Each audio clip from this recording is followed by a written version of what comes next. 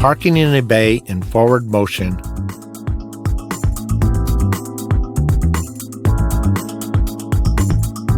If the parking space is far from your car, it would be easier to park by driving into the space.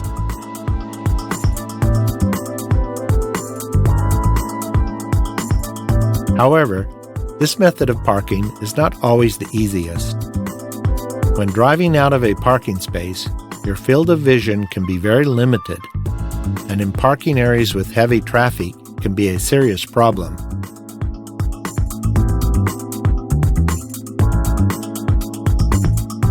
Despite this, many drivers prefer to drive into the space, because for them it is more convenient and easy to understand.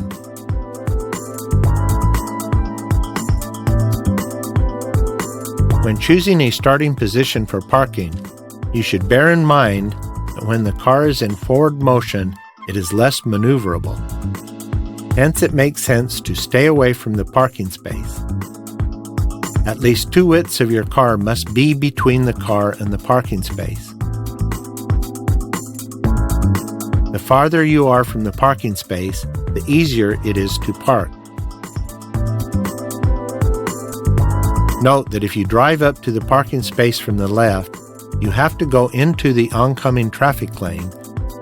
Otherwise, you won't be able to take the correct starting position and drive in. Parking in a bay in forward motion is done the same way from the left and the right sides. We will discuss parking with the left turn. We will be guided by the car park in the next parking spot. The driver moves straight forward and looks at the left side mirror. When the mirror is in line with the headlight of the car in the adjacent space, the driver turns the steering wheel all the way to the left. This refers to the headlight which is closest to your parking space. The car turns in the direction of the parking space. Pay attention to how our car's back end is located in relation to the space. The difficult moment here is that if we do nothing and continue to move, we will fail to fit into the dimensions of the parking spot. To avoid this, the driver proceeds as follows. When the front corner of the car is inside the parking space, the driver turns the wheel to the right and he directs the corner of his car to be parallel with the car parked next to it. When the back end of the car ends up in the middle of the parking space, the driver turns the steering wheel to the left and gets the car parallel to the marking lines.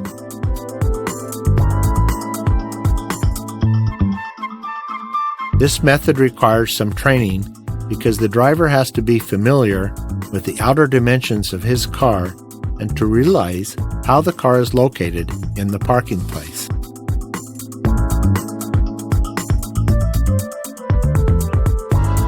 In the next example, we will consider the common mistakes that drivers make when parking in a bay in forward motion. The car enters the parking space, but the driver does not feel the dimensions of his car and directs its front end not to the right, but to the center of the space. In other words, the angle at which he turns the steering wheel is too small.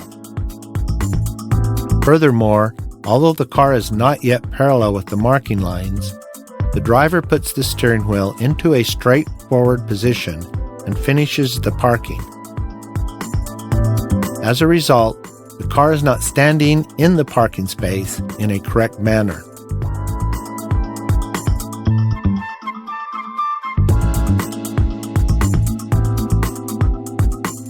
A question: how can we fix this situation?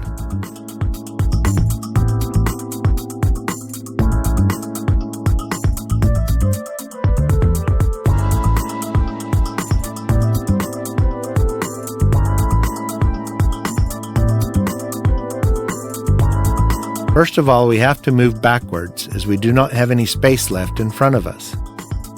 In this case, we should take into consideration the fact that the back end of our car is not in the center of the parking space, but too close to the edge. In order to direct the back end of the car to the middle of the space, it would be necessary to turn the steering wheel all the way to the right, but we cannot do this because the car's front end will shift to the left where the space is limited by an adjacent car.